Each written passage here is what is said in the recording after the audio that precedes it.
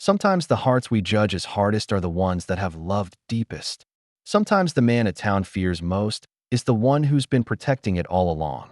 In the rugged mountains of Pine Ridge, Colorado, where winter winds cut through souls as sharply as they slice through pine trees, everyone whispers about the wild mountain man who lives beyond the ridge. They call him dangerous, unpredictable, a hermit who's lost his mind to solitude. But when a determined teacher from the east follows a child's desperate cry into the abandoned mining tunnels, she discovers Jake Harrison kneeling in candlelight, his weathered hands gently guiding three forgotten children through the pages of Shakespeare. His voice, rough as mountain granite, whispers words of encouragement that no savage could speak. This isn't the monster the town has painted him to be. What drove this man to seek isolation 25 years ago? And why does the most feared resident of Pine Ridge spend his evenings giving hope to children the community has abandoned? Before we jump back in, tell us where you're tuning in from. And if this story touches you, make sure you're subscribed because tomorrow I've saved something extra special for you. The morning mist clung to the peaks surrounding Pine Ridge like ghostly fingers, reluctant to release their hold on the valley that had been carved from wilderness by desperate men seeking fortune in Colorado's unforgiving mountains. Sarah Mitchell pressed her face against the frost-covered window of the westbound train, watching the landscape transform from rolling plains into towering granite sentinels that seemed to pierce the very heavens. Each mile carried her further from the predictable world of Boston's refined society and deeper into a realm where survival depended more on character than connections. At 26, Sarah possessed the kind of quiet determination that had served her well during her years at the prestigious Whitmore Academy for Young Ladies, where she'd mastered not only the art of teaching but the delicate balance of maintaining dignity while challenging convention. Her dark auburn hair was pinned in the practical style she'd adopted for frontier life, and her traveling dress of deep blue wool spoke of quality without ostentation. More importantly, the leather satchel at her feet contained her teaching certificate from Harvard's new program for female educators, along with carefully selected books that would serve as the foundation for her mission in Pine Ridge. The decision to leave Boston hadn't been made lightly. Sarah's comfortable position at Miss Worthington's School for Distinguished Young Ladies had provided financial security and social respectability, everything an unmarried woman could reasonably expect from life in 1895. Yet the comfortable routine had begun to feel like a beautiful cage, each day blending into the next with such predictable sameness that she'd started questioning whether mere survival constituted truly living. The advertisement in the Boston Globe had appeared at precisely the moment her restlessness had reached its peak. Pine Ridge Elementary School sought a qualified teacher willing to relocate to Colorado's mining country, offering competitive compensation and the opportunity to shape young minds in a growing frontier community. What the advertisement hadn't mentioned was the isolation that would grip her heart the moment she stepped off the train onto Pine Ridge's rough-hewn platform. The town spread before her like a collection of wooden boxes scattered across the valley floor, connected by muddy streets that turned to streams whenever mountain storms decided to visit. Buildings leaned against each other as if seeking comfort from the vastness that surrounded them, their painted signs already weathered by wind and altitude until the words were barely legible. The Silver Dollar Saloon dominated one end of Main Street, its swinging doors and raucous laughter providing stark contrast to the modest white church that anchored the opposite end, as if the town's soul was perpetually torn between salvation and sin. Mrs. Dorothy Kane appeared at Sarah's elbow before she'd fully absorbed her new surroundings, a woman whose iron-gray hair and no-nonsense manner immediately marked her as someone accustomed to taking charge of situations that might overwhelm lesser personalities. Her boarding house occupied a prominent corner lot, 3 stories of solid construction that suggested permanence in a town where many buildings looked as temporary as the mining claims that had created them. "Welcome to Pine Ridge, dear Mrs. Kane announced with the practiced efficiency of someone who'd welcomed countless newcomers over the years. "I'm Dorothy Kane, and you'll be staying at my establishment until you get properly settled. The altitude takes some adjusting to, so don't be surprised if you feel lightheaded for the first few days. We're sitting at nearly 8,000 feet above sea level, which means the air's thinner than what you're accustomed to back in civilization. Sarah followed her hostess through streets that bustled with activity despite the early hour. Miners heading toward the tunnels that honeycombed the surrounding mountains moved with the deliberate pace of men who understood that carelessness underground could cost lives. Women emerged from modest homes carrying baskets toward the general store, their faces bearing the particular kind of weariness that came from making every penny stretch to cover necessities. Children darted between the adults, their laughter providing bright notes of joy that echoed off the surrounding peaks like music. The boarding house's interior surprised Sarah with its warmth and attention to detail. Polished wood floors gleamed beneath braided rugs, and the walls displayed an eclectic collection of paintings that spoke of Mrs. Kane's appreciation for beauty even in frontier surroundings. The sitting room contained comfortable furniture arranged around a stone fireplace that promised welcome relief from mountain cold, while tall windows offered views of Eagle's Peak rising majestically beyond the town's borders. "Your room's on the second floor," Mrs. Kane explained as they climbed stairs that didn't creak despite their obvious age. "I've put you in the corner room because it gets the best light for reading and has views in two directions. You'll be able to see the school from your window, which I thought might be convenient for planning your days." The previous teacher, Miss Henderson, left some materials behind if you're interested in seeing what's been covered with the children. That evening, Sarah sat at the small desk in her new room, reviewing the lesson plans Miss Henderson had abandoned when she'd departed Pine Ridge after only 6 months of teaching. The notes revealed a woman who'd arrived with high expectations and gradually succumbed to frustration with limited resources and community indifference. Attendance records showed a steady decline throughout the academic year, with students frequently pulled from school to help with family businesses or care for younger siblings. Comments in the margins grew increasingly bitter as months passed, culminating in a final entry that simply read, "These people don't value education.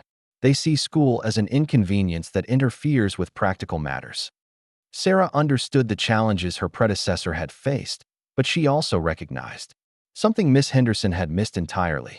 Preparing and narrating this story took us a lot of time, so if you are enjoying it, subscribe to our channel. It means a lot to us. Now back to the story. The irregular attendance patterns weren't signs of disrespect for learning, but evidence of families struggling to balance survival with education. Children disappeared from school during harvest season, mining rushes, or family emergencies not because they didn't want to learn, but because their families needed every capable hand to maintain their precarious hold on stability.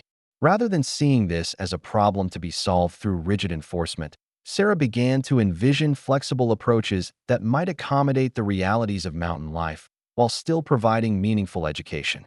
The sound of raised voices from the street below drew her attention to the window, where she could see a crowd gathering outside the Silver Dollar Saloon. Even from her second-story perch, she could sense the tension radiating from the group, their animated gestures and aggressive postures suggesting some kind of confrontation was brewing. Mrs. Kane's voice carried clearly through the boarding house as she called to someone in the hallway about trouble starting again, followed by the sound of boots on stairs as someone hurried toward the commotion.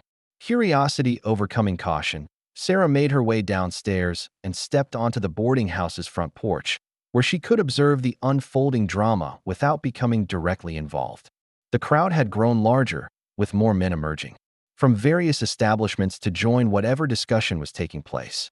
Their voices created a low rumble of discontent that seemed to echo off the surrounding mountains like distant thunder, building towards something that felt increasingly ominous. That's when she first heard his name spoken with the particular mixture of fear and resentment that marked certain subjects as dangerous territory in small communities. "Jake Harrison," someone said with unmistakable venom. "Should have run him out of town years ago before he could cause more trouble." The mountain man's finally lost what little sense he had left, came another voice, followed by murmurs of agreement from others who seemed eager to share in the condemnation of someone who wasn't present to defend himself. Mrs. Kane appeared beside Sarah on the porch, her expression troubled as she watched the crowd's mood grow darker. "That's unfortunate timing for your first evening in town," she said quietly. "Jake Harrison's become something of a lightning rod for people's frustrations, though most of them wouldn't know the man if he walked up and introduced himself properly." He keeps to himself up in the mountains, only comes to town for supplies maybe once a month, but somehow he's managed to become the explanation for everything that goes wrong around here. What did he do? Sarah asked, genuinely curious about what could inspire such passionate hatred from people who admitted they barely knew the man. Mrs. Kane's expression grew more complex, suggesting the answer wasn't as straightforward as the crowd's reaction might indicate. That's a complicated question with different answers depending on who's telling the story, she replied carefully. What everyone agrees on is that there was trouble involving Jake Harrison about 3 years ago, something that left hard feelings and suspicious minds. What they don't agree on is exactly what happened or who was really at fault. The crowd below was beginning to disperse, their anger apparently satisfied by the opportunity to voice their grievances against the absent mountain man. Sarah watched them drift back toward their homes and businesses, carrying their resentment, like a burden that had grown heavier over time rather than lighter. The incident left her with questions that would plague her thoughts throughout her first night in Pine Ridge. Questions about justice and truth in communities where reputation could be shaped more by convenience than fact. Sleep came fitfully. That first night, interrupted by dreams of mountain winds and distant voices calling through darkness. When dawn finally painted Eagle's Peak in shades of rose and gold, Sarah woke with the strange sensation that her life had already begun changing, in ways she couldn't yet comprehend.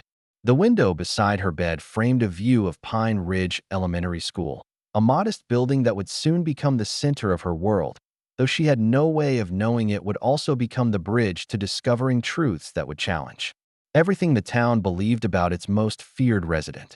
The breakfast table at Mrs. Kane's boarding house proved to be a gathering place for information, both reliable and questionable. 3 other boarders shared the morning meal, each representing a different aspect of Pine Ridge society. Mr. Coleman worked as a clerk at the mining company's main office, his precise manner and careful speech marking him as someone who dealt in facts and figures rather than speculation. Mrs. Hartwell had arrived 2 weeks earlier to visit her son's family and had appointed herself the unofficial chronicler of local gossip, treating every rumor as potential entertainment. Young Mr. Peterson served as assistant to the town's only lawyer and carried himself with the self-importance of someone who believed proximity to authority made him authoritative. The conversation naturally turned to the previous evening's commotion, with each boarder offering their perspective on Jake Harrison and his place in Pine Ridge's social hierarchy. Mr. Coleman maintained that the mountain man's reputation was largely undeserved, based more on fear of the unknown than actual evidence of wrongdoing. Mrs. Hartwell countered with increasingly dramatic tales she'd collected from various sources, each story more sensational than the last. Mr. Peterson seemed to enjoy playing devil's advocate, questioning every claim while offering no concrete information of his own. What struck Sarah most forcefully was how little actual knowledge any of them possessed about Jake Harrison beyond his name and general location. They spoke about him with the confident authority of people who'd made up their minds based on incomplete information, then defended their conclusions against any suggestion that they might be wrong. The pattern reminded her of classroom dynamics she'd observed in Boston, where students would sometimes cling to incorrect answers rather than admit they didn't understand the lesson. Mrs.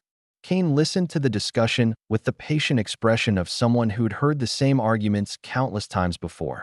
When the other boarders had exhausted their various theories and departed for their daily responsibilities, she lingered over her coffee cup with Sarah, apparently deciding that her newest guest deserved a more balanced perspective on the situation.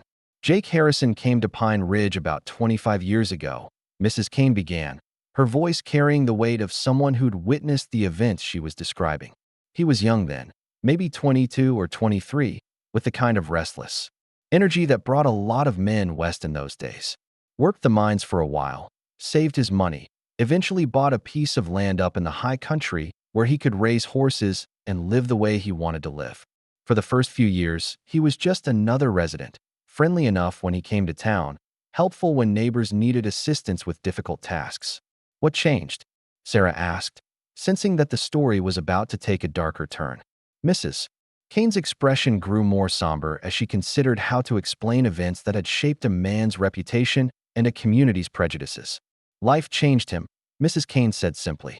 The mountains can be beautiful, but they're also harsh and unforgiving. Jake lost people he cared about, faced challenges that would have broken weaker men, and eventually decided that solitude was safer than trying to be part of a community that didn't understand his losses. People started seeing him as strange, then dangerous, then finally as someone to be feared rather than understood. The transformation didn't happen overnight, but once it began, it seemed to feed on itself until the Jake Harrison people remember became very different from the Jake Harrison they actually knew. Sarah spent her first day at Pine Ridge Elementary School trying to assess the challenges she'd inherited along with the position. The building itself was sound but sparsely equipped, with 12 desks arranged in neat rows facing a blackboard that had seen better days. Windows provided adequate light during morning hours, though she suspected the interior would grow quite dark during winter afternoons when mountain shadows fell early across the valley. A pot-bellied stove in the corner promised warmth, assuming someone maintained a steady supply of wood throughout the cold months. The student roster revealed immediate challenges that would require creative solutions. 15 children were officially enrolled, ranging in age from 6 to 14, representing families from various ethnic backgrounds who'd come to Pine Ridge seeking opportunities in the mines or related businesses. Their academic backgrounds varied dramatically, with some possessing strong foundational skills while others had received little or no formal education before arriving in Colorado. Creating lesson plans that could accommodate such diverse needs would test every technique Sarah had learned during her training in Boston. More concerning was what the roster didn't reveal about children who should have been in school but weren't listed anywhere in the official records. During her walk through town, Sarah had observed dozens of young people who appeared to be of school age but were instead working in various capacities around Pine Ridge. Some swept floors in the saloons and shops, others helped their families with laundry or cooking services, and still others seemed to drift through the streets without any clear supervision or purpose. These invisible students represented lost potential that bothered Sarah more than the practical challenges of inadequate supplies or diverse skill levels. Her first formal meeting with Councilman Robert Hayes reinforced her concerns about the community's priorities regarding education. Hayes, a man whose substantial girth and expensive clothing marked him as one of Pine Ridge's more prosperous residents, received her in his office above the general store with a patronizing manner. Of someone accustomed to dealing with women, he considered well-meaning but naive. "Miss Mitchell," Hayes began without preamble, "I trust you understand that our school serves the children of families who contribute meaningfully to Pine Ridge's economy. We're not running a charity operation here, and we can't afford to waste resources on youngsters who won't benefit from formal education. Your predecessor, Miss Henderson, made the mistake of trying to expand our mission beyond practical boundaries, which led to considerable friction with parents who pay for quality instruction." Sarah chose her words carefully, recognizing that direct confrontation would likely end her tenure before it properly began. "I appreciate your guidance, Councilman Hayes," she replied diplomatically. "I'm curious about how we determine which children would benefit from education and which wouldn't. In my experience, intellectual potential often appears in unexpected places, and communities benefit when they nurture talent regardless of its source." Hayes's expression suggested he found her perspective both amusing and misguided.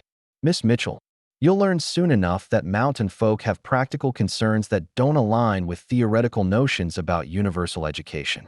The children who belong in school are already enrolled. The others have different paths to follow, paths that don't require book learning or fancy ideas about their potential. Your job is to focus on the students whose families value what you have to offer, not to go chasing after strays who wouldn't appreciate your efforts anyway." The conversation left Sarah feeling frustrated and more determined than ever to find ways of serving all the children in Pine Ridge, not just those whose families could afford to prioritize education over immediate survival needs. She began developing plans for evening or weekend sessions that might accommodate working children, though she understood such initiatives would need to remain unofficial until she'd established herself more firmly in the community's good graces. That evening, she took her first solo walk through Pine Ridge's streets, partly to familiarize herself with the town's layout and partly to observe the daily rhythms of mountain life.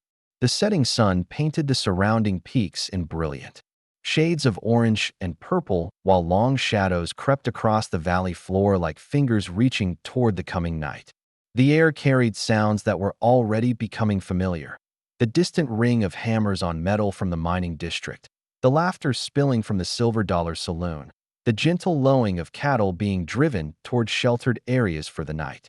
It was during this peaceful exploration that she first encountered Tommy Walsh, a boy of perhaps 10 years whose circumstances would soon become central to her understanding of Pine Ridge's hidden struggles.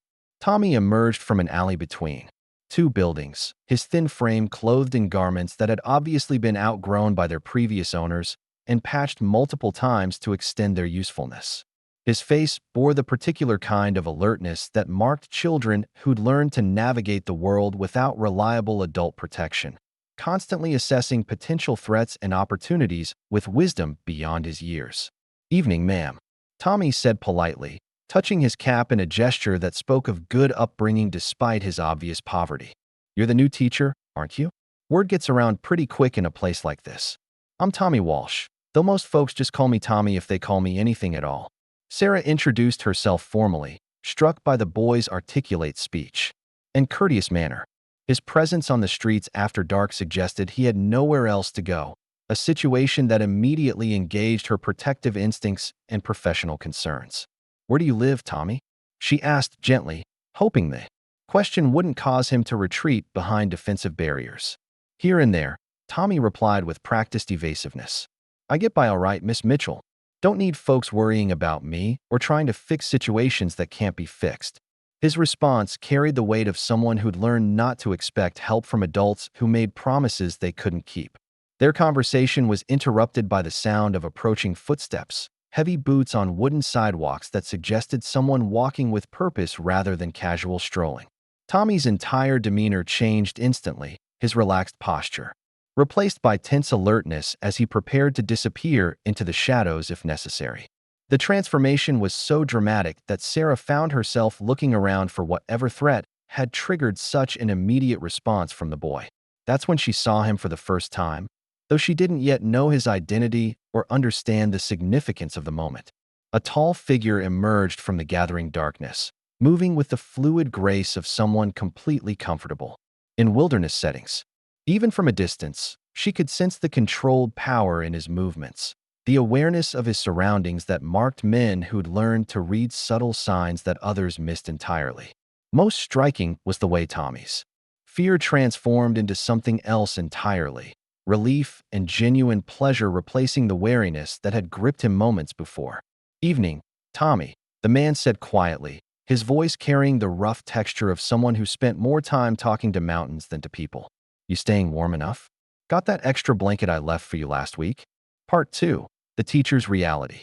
And Mountain Mysteries. Tommy's transformation at the sound of that deep, gentle voice was remarkable to witness.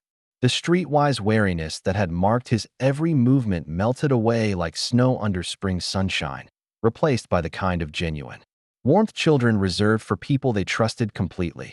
Sarah watched this exchange with growing fascination, noting how the mysterious figure's presence seemed to create a pocket of safety around the boy, as if his very nearness could ward off the dangers that apparently stalked Pine Ridge's darker corners. "Yes, sir, Mr. Harrison," Tommy replied with obvious affection. "That blanket's been keeping me plenty warm, and I found a good spot near the bakery where the warm air comes out through the vents. Mrs. Kowalski doesn't seem to mind me being there, especially since I started helping her carry flour sacks when the deliveries come in. She even gave me some day-old bread yesterday. Said it was too stale for paying customers, but plenty good enough for hungry boys who don't complain about such things." The name Harrison struck Sarah like a physical blow, though she managed to maintain her composure despite the shock of realization. This was Jake Harrison, the mountain man whose very mention had stirred such passionate hatred in the crowd outside the Silver Dollar Saloon. Yet nothing about his gentle interaction with Tommy suggested the dangerous savage people described in their fearful whispers. Instead, she observed a man who clearly cared about the boy's welfare, who took time to check on his needs and ensure his basic comfort in a world that had otherwise abandoned him. Jake's attention shifted to Sarah with the unhurried assessment of someone accustomed to evaluating strangers quickly and accurately. His face remained in shadow, but she could sense his careful study of her presence, trying to determine whether she represented threat or opportunity for the boy he obviously protected. When he spoke, his voice carried the same gentle tone he'd used with Tommy, though she detected an underlying wariness that suggested he'd learned not to trust easily. "Evening, ma'am," Jake said with courteous restraint. "I don't believe we've been introduced, though I expect you're the new schoolteacher folks have been talking about." Tommy here's got a sharp mind for learning, in case you're wondering. Picks up ideas faster than most adults, remembers everything he hears, and asks the kind of questions that show he's really thinking about what's being discussed. Not that anyone else in this town bothers to notice such things about a boy without family or fancy clothes. Sarah found herself struggling to reconcile this thoughtful, articulate man with the wild hermit of local legend. His speech patterns revealed education and intelligence, while his obvious concern for Tommy's welfare suggested compassion rather than the heartless cruelty people attributed to him. Most striking was the way he spoke about the boy's intellectual abilities with the pride of someone who recognized and valued potential that others overlooked entirely. "I'm Sarah Mitchell," she replied, extending her hand with the same courtesy she would offer any gentleman. "Tommy and I were just getting acquainted. He seems like a remarkable young man, and I'd be honored to have him in my classroom if circumstances allowed for such an arrangement. I understand that practical considerations often prevent formal education for children in his situation, but I believe learning can take many forms when people are creative about finding solutions."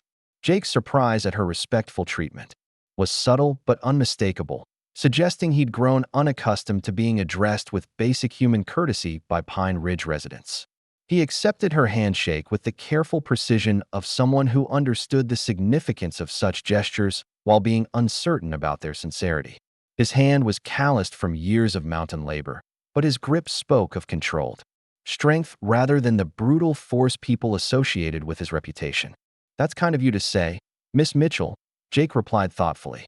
"Tommy's got more natural intelligence than most of the children who sit in that schoolhouse every day, but I expect you'll discover that Pine Ridge operates according to rules that don't always make sense to outsiders. Some folks get opportunities based on circumstances they were born into, while others get judged by circumstances they can't control. Takes time to understand how things work around here, especially for someone coming from places where merit matters more than appearances." Tommy looked between the two adults with the bright attention of someone witnessing something unusual and potentially significant. His experience living on Pine Ridge's margins had obviously taught him to recognize subtle social dynamics that escaped casual observation. The fact that the town's new schoolteacher was treating Jake Harrison with respect rather than fear clearly intrigued him, though he remained silent while they navigated their careful introduction. The conversation was interrupted by the sound of multiple voices approaching from the direction of Main Street, their tone suggesting the kind of group enthusiasm that often preceded trouble in small mountain communities. Jake's entire demeanor shifted instantly, alert wariness replacing the relaxed friendliness he'd shown while talking with Tommy and Sarah. His eyes scanned the approaching darkness with the practiced efficiency of someone who'd learned to identify potential threats before they fully materialized. "Tommy," Jake said quietly but urgently, "you'd best find your way to that warm spot by the bakery before these folks get close enough to start asking questions they won't like the answers to. Miss Mitchell, I'd recommend you head back toward the boarding house unless you want to become part of whatever entertainment they're planning for the evening." Pine Ridge folks sometimes get ideas about justice that don't match up with what the law actually requires. Sarah's curiosity warred with her sense of self-preservation as the approaching voices grew louder and more distinct. She could make out individual words now, angry phrases that suggested Jake's assessment of the situation was entirely accurate. Someone mentioned ropes and trees in a context that made her blood run cold, while others spoke about taking care of problems that the law wouldn't handle properly. These weren't people coming to have a reasonable discussion about community concerns. Yet something about Jake's calm acceptance of potential danger stirred her protective instincts rather than her survival fears. This man had shown nothing but kindness to a homeless child and courtesy to a stranger, yet he faced the possibility of mob violence with the weary resignation of someone who'd endured such treatment before. The injustice of the situation struck her as fundamentally wrong, regardless of whatever reputation he'd acquired or mistakes he might have made in his past. "I don't think I'll be heading back just yet," Sarah said with quiet determination that surprised even herself. If there's going to be trouble, perhaps having a witness present might encourage people to think twice about their choices. "I may be new to Pine Ridge, but I'm not unfamiliar with situations where emotions override good judgment. Sometimes an outside perspective can help people remember their better angels." Jake studied her face in the dim light, searching for signs of naive bravado or genuine courage. Whatever he saw there seemed to both concern and impress him, though. He clearly wasn't comfortable with the idea of involving her in his problems. His protective instincts appeared to extend beyond Tommy to include anyone who might suffer consequences for associating with him, even briefly. "Miss Mitchell," he said, with gentle firmness, "you don't understand what you're offering to involve yourself in. These people have made up their minds about who I am and what I deserve, and they're not interested in evidence that might contradict their conclusions. Having you anywhere near this situation won't change their intentions, but it might create problems for your position in the community that would hurt your ability to help children like Tommy who really need what you have to offer." The approaching voices had resolved into identifiable individuals now, at least 8 men moving with the determined purpose of people who'd worked themselves into righteous fury. Sarah recognized several faces from her brief time in Pine Ridge, including Councilman Hayes and Dan Peterson, the lawyer's assistant who'd shared breakfast at the boarding house. Their expressions carried the particular kind of certainty that made reasonable discussion impossible, the look of people who'd convinced themselves that violence was not only justified but morally required. "Harrison," Dan Peterson called out, when the group spotted their quarry, "we've been looking for you. Time we had ourselves a conversation about your recent activities and the problems they're causing for decent folks trying to live peaceful lives in this town. You can come along quiet-like, or we can discuss this matter right here in the street where everyone can witness what happens to people who don't know their place." The threat contained in Peterson's words was unmistakable, though Sarah noticed. He'd phrased his language carefully to avoid direct accusations that might later cause legal problems. This was the behavior of people who'd planned their confrontation to appear spontaneous, while actually orchestrating every detail to achieve their desired outcome. The realization that she was witnessing a calculated act of intimidation rather than spontaneous anger made the situation feel even more dangerous and morally reprehensible. Jake's response surprised everyone present, including Sarah.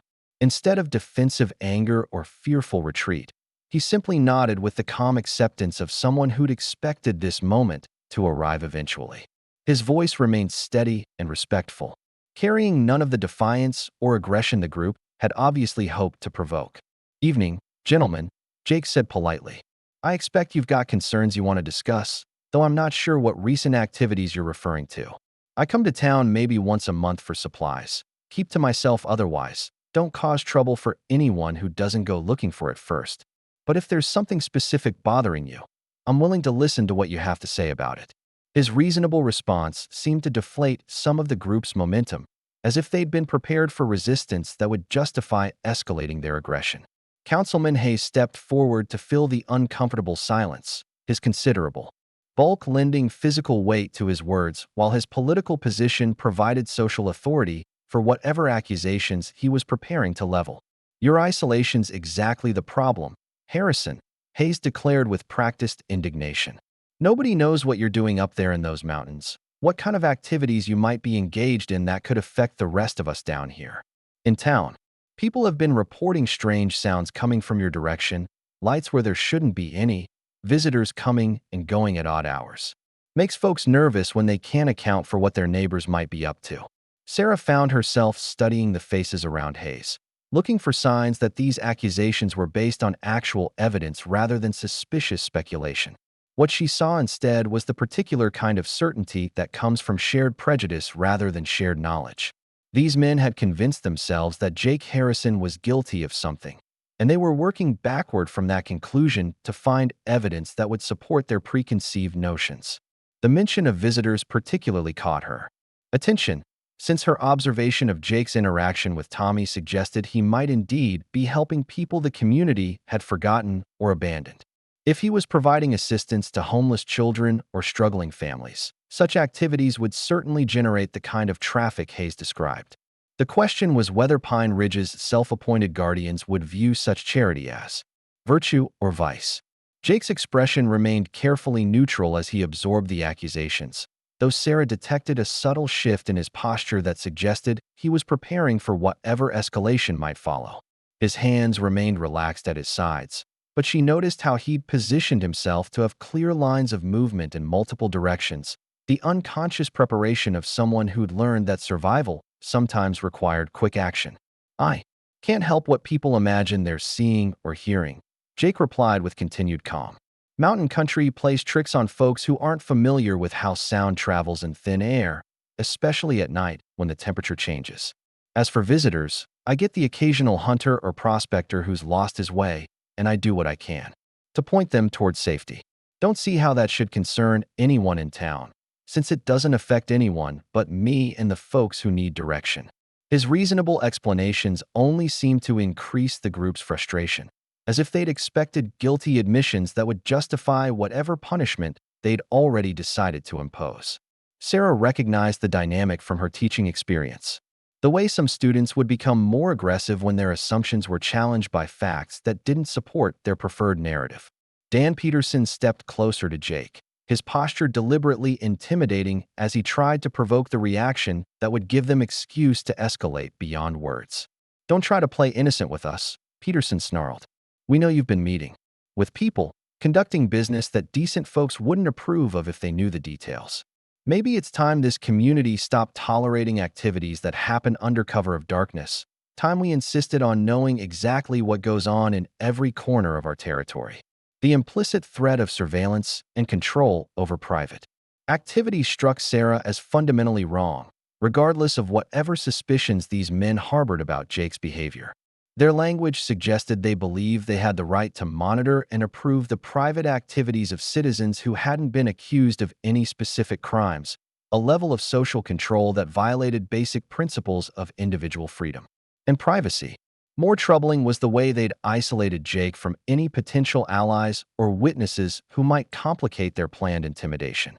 They'd approached him in near darkness, away from the main areas of town where other residents might observe their behavior and ask uncomfortable questions about their methods. This suggested a level of premeditation that made their actions feel less like spontaneous justice and more like organized harassment. Jake must have recognized the same dynamic, because his response carried a subtle warning that these men might be overestimating their power to act without consequences.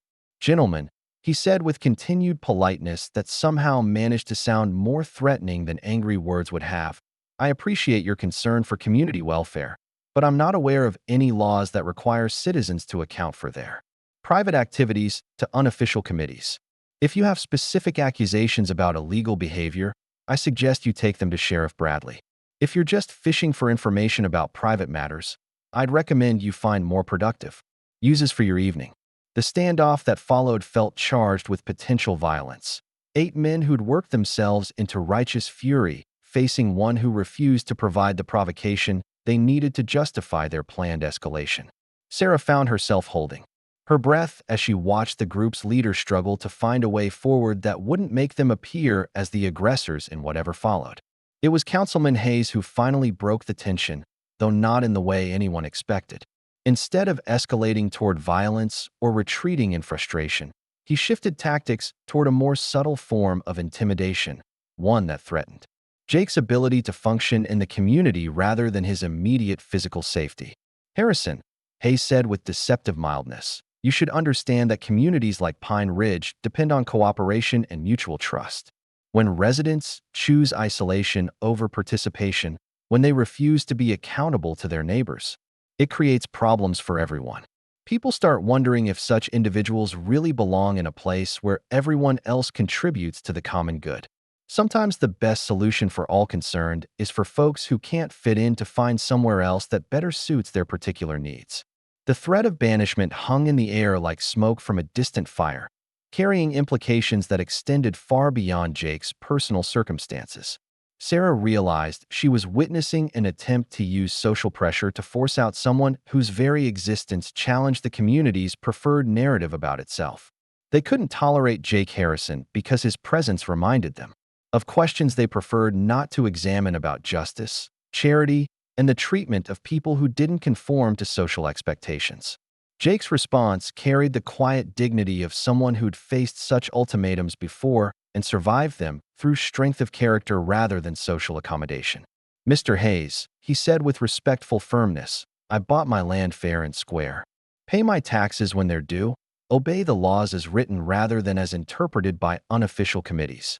If Pine Ridge has legal grounds for excluding citizens who mind their own business and help folks when they can, I'd be interested to hear what those grounds might be. Otherwise, I expect I'll continue living where I choose and conducting my private affairs as I see fit." The quiet courage in his words struck Sarah with unexpected force, reminding her of principles she'd learned to value during her education. In Boston, here was a man standing alone against group pressure, defending not just his own rights, but the broader principle that citizens shouldn't have to justify their private lives to neighbors who appointed themselves as judges and jury. His willingness to face potential consequences rather than surrender to intimidation spoke to character that deserved respect rather than condemnation. The confrontation concluded without the violence everyone expected, though the tension remained unresolved as both sides recognized they'd reached an impasse that words couldn't bridge. Hayes and his supporters eventually retreated toward the warmth and light of the Silver Dollar Saloon, their frustrated mutterings suggesting they weren't finished with the matter despite their tactical withdrawal. Jake remained in the shadows, his alert posture indicating he understood the reprieve was temporary rather than final.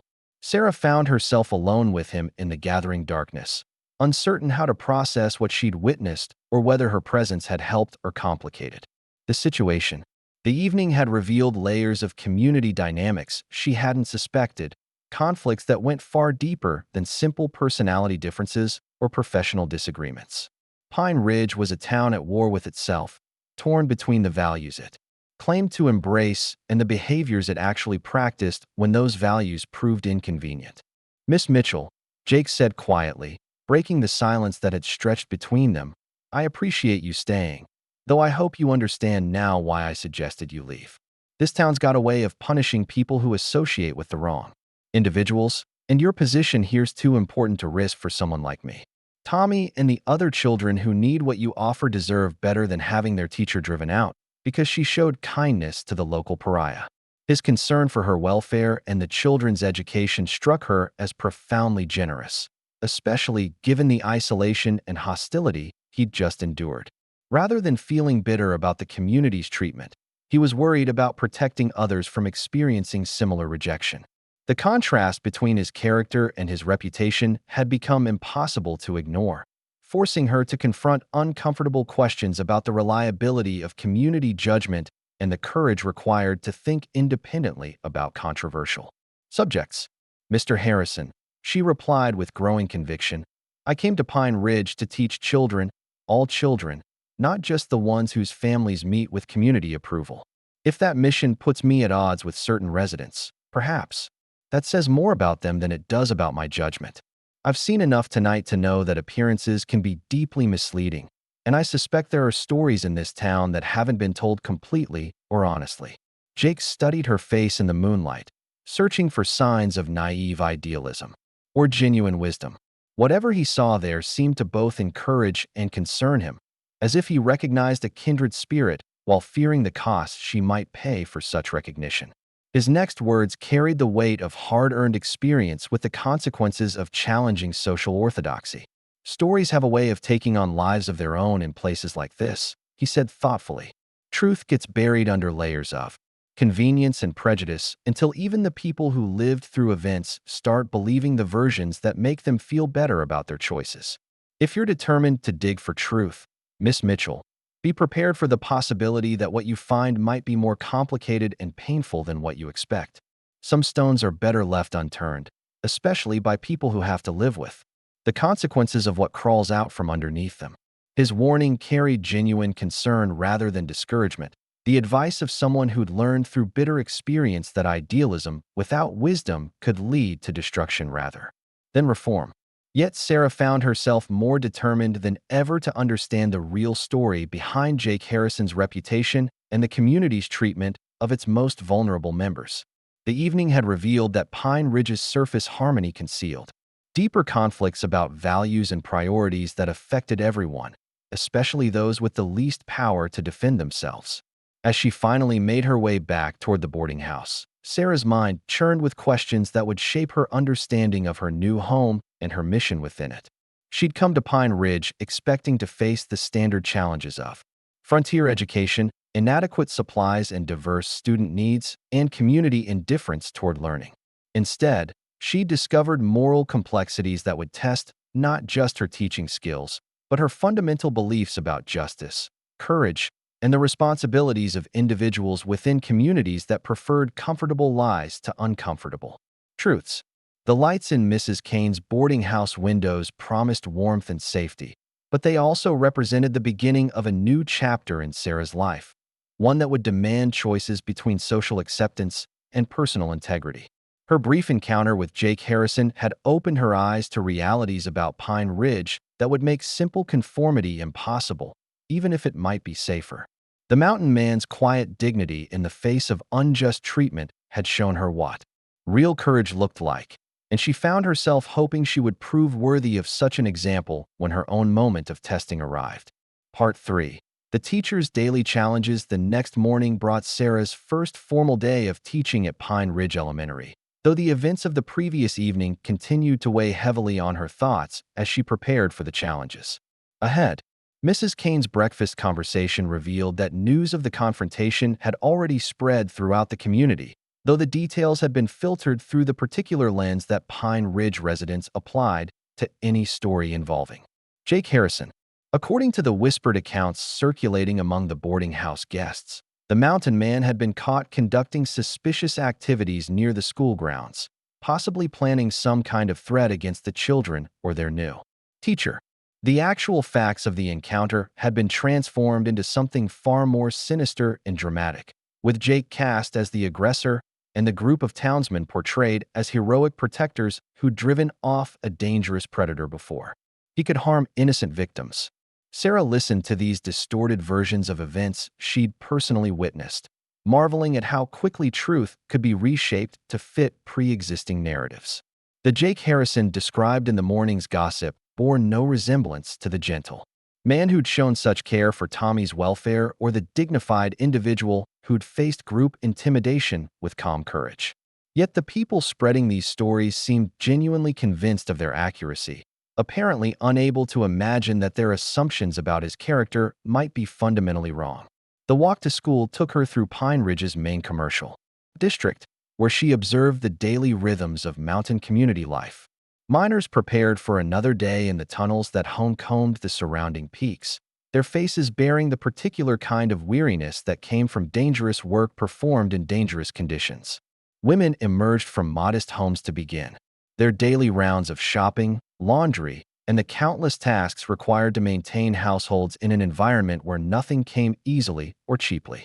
Most notable were the children who should have been preparing for school, but were instead beginning their own working days.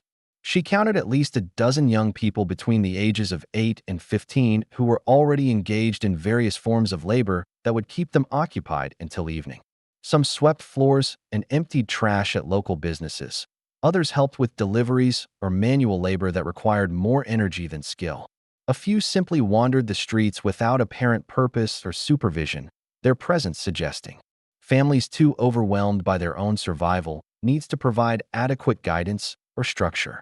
Pine Ridge Elementary School occupied a modest plot of land between the church and the general store, its white-painted walls and bell tower representing the community's stated commitment to education, even if that commitment proved inconsistent in practice. The interior was simple but functional, with tall windows providing adequate light and a pot-bellied stove promising warmth during the harsh mountain winters that would arrive within a few months. Sarah's first challenge came from discovering that her official enrollment of 15 students translated into actual attendance of only 9 children on any given day. The missing students weren't absent due to illness or family emergencies, but because their families had prioritized other activities over education without bothering to inform the school of their decisions. This casual disregard for academic Schedules reflected the broader community attitude that formal learning was a luxury rather than a necessity, something that could be set aside whenever more pressing concerns demanded attention. The children who did attend presented their own complex challenges. The Peterson twins, Marcus and Matthew, came from Pine Ridge's most prosperous family and carried themselves with the unconscious arrogance of young people who'd never doubted their place in the social hierarchy. Their academic skills were adequate, but uninspired, reflecting adequate tutoring rather than genuine enthusiasm for learning. More troubling was their obvious disdain for classmates from less privileged backgrounds, an attitude they'd clearly absorbed from adult family members who viewed education as a privilege that should be restricted to those who could afford it properly. In stark contrast stood Emma Rodriguez, a 12-year-old girl whose family had arrived from New Mexico seeking opportunities in Colorado's mining economy. Emma's hunger for education was palpable, her bright eyes tracking every word Sarah wrote on the blackboard, while her careful notes demonstrated both intelligence and determination. Yet her limited English created barriers that frustrated both teacher and student, especially when complex concepts required nuanced explanation that simple vocabulary couldn't convey adequately. Billy Carter occupied the middle ground between privilege and poverty, his father's position as a mining foreman providing enough security to prioritize education while not enough wealth to take such opportunities for granted. Billy possessed natural mathematical abilities that impressed even Sarah, though his shyness prevented him from participating actively in classroom discussions. She recognized the particular kind of intelligence that flourished with proper encouragement, but withered under excessive pressure or attention. The most intriguing student was Sophia Petrov, whose family had emigrated from Eastern Europe with hopes of establishing themselves in America's rapidly expanding Western territories. Sophia's multilingual background had created a mind comfortable with complexity and nuance, though her formal education had been interrupted by years of travel and resettlement. She observed classroom dynamics with the analytical attention of someone who understood that success would require mastering not just academic content, but social expectations that weren't always explicitly stated. As the morning progressed, Sarah began to understand why her predecessor had grown frustrated with the limitations imposed by community attitudes and parental priorities. The children in her classroom represented enormous potential that was being artificially constrained by social structures that prioritized economic utility over intellectual development. More heartbreaking were the empty desks that reminded her constantly of students who weren't present to benefit from educational opportunities their families either couldn't afford or didn't value sufficiently to prioritize over immediate economic needs. During the lunch break, Sarah observed her students' interactions in the schoolyard while simultaneously watching the broader community life that continued beyond the school's boundaries. The Peterson twins dominated playground activities through a combination of natural leadership and social privilege, organizing games and activities that reinforced existing hierarchies rather than challenging them. Emma Rodriguez played quietly with Sophia Petrov, their shared experience of linguistic challenges creating a bond that transcended cultural differences. Billy Carter spent the break period alone, not from social rejection, but from the kind of introversion that made large group activities feel overwhelming rather than enjoyable. Sarah made note to find ways of drawing him into classroom discussions that would showcase his mathematical talents without forcing him into uncomfortable social spotlight that might increase rather than reduce his natural reticence. It was during this observation period that she first noticed Tommy Walsh lingering near the school property, his presence carefully maintained just beyond the official boundaries that would require explanation or justification. The boy's obvious intelligence and hunger for learning created a stark contrast with his exclusion from formal educational opportunities, a reminder of the arbitrary nature of social divisions that determined which children received chances to develop their potential. Tommy's situation crystallized Sarah's growing frustration with Pine Ridge's educational limitations. Here was a child whose intellectual abilities clearly exceeded those of several students who took their classroom privileges for granted, yet he was denied access to learning because his circumstances didn't meet community standards for social acceptability. The injustice struck her as both morally wrong and practically wasteful. since communities that failed to develop all their human resources inevitably paid long-term costs for such short-sighted policies.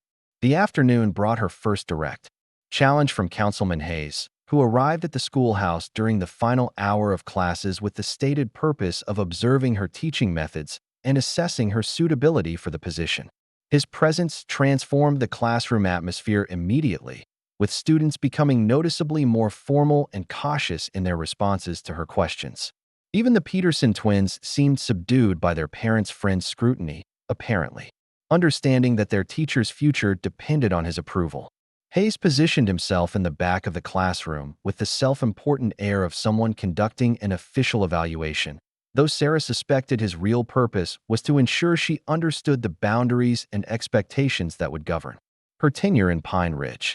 His occasional nods and frowns suggested he was measuring her performance against standards he hadn't bothered to explain, creating an atmosphere of anxiety that interfered with the natural flow of teaching and learning.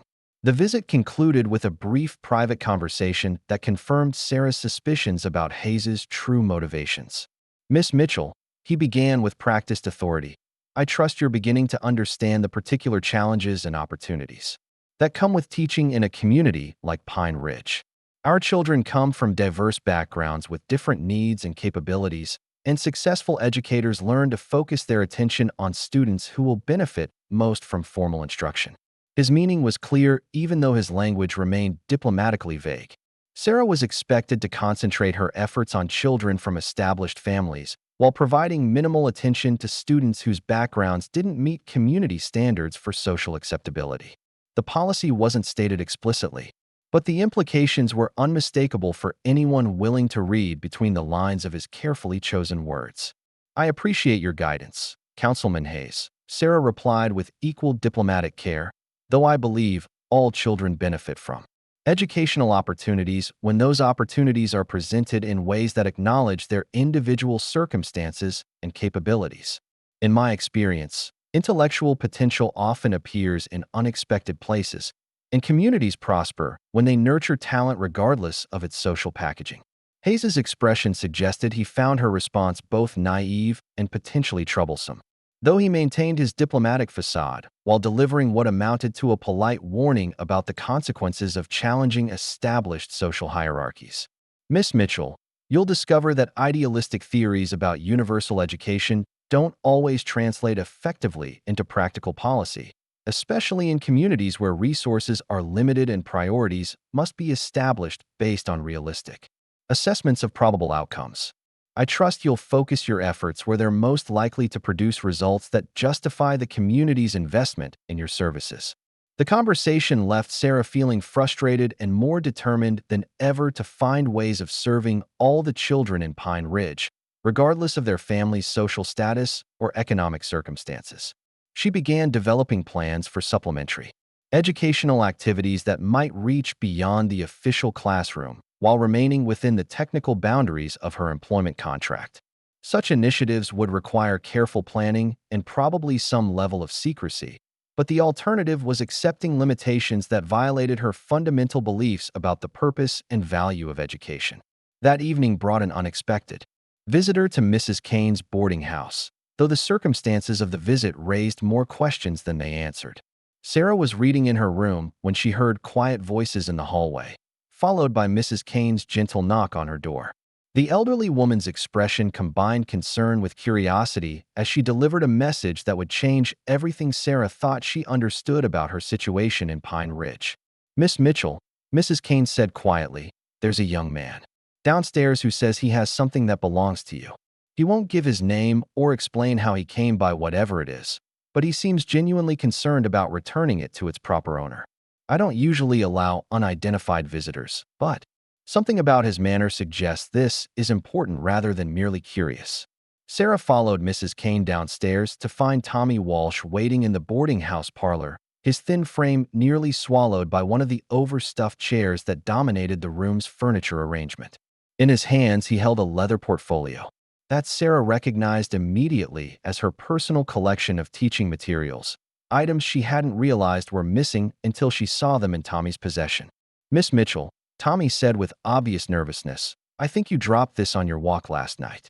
Found it near where you were talking with Mr. Harrison and those other fellows. Figured you'd probably be missing it, especially since it's got your name written inside the cover and all those papers that look like they might be important for your teaching work." Sarah accepted the portfolio with genuine gratitude, though she couldn't remember dropping it during the previous evening's confrontation. More intriguing was the implication that Tommy had been close enough to observe the encounter between Jake Harrison and the group of townsmen, raising questions about his living arrangements and daily activities that she hadn't considered previously. "Thank you so much, Tommy," she said warmly. "These materials are indeed important to my work, and I appreciate your honesty in returning them rather than simply keeping what you found. I'm curious, though, about how you happened to discover them. Were you nearby when I was walking last evening?" Tommy's expression became carefully neutral, suggesting he was weighing how much information to reveal about his activities and whereabouts. His eventual response carried the practiced evasiveness of someone who'd learned that complete honesty could sometimes create more problems than it solved. "I get around pretty much everywhere in town, ma'am," Tommy replied with diplomatic vagueness. "Part of surviving on your own is knowing what's happening in different parts of Pine Ridge, who's where at what times, when it's safe to be in certain areas, and when it's better to make yourself scarce. Last night seemed like one of those times, when it was better to stay in the shadows and wait for things to settle down before moving around too much." His answer revealed more than he probably intended about the precarious nature of his daily existence and the level of awareness required to navigate Pine Ridge's social complexities without drawing unwanted attention from authorities or hostile residents.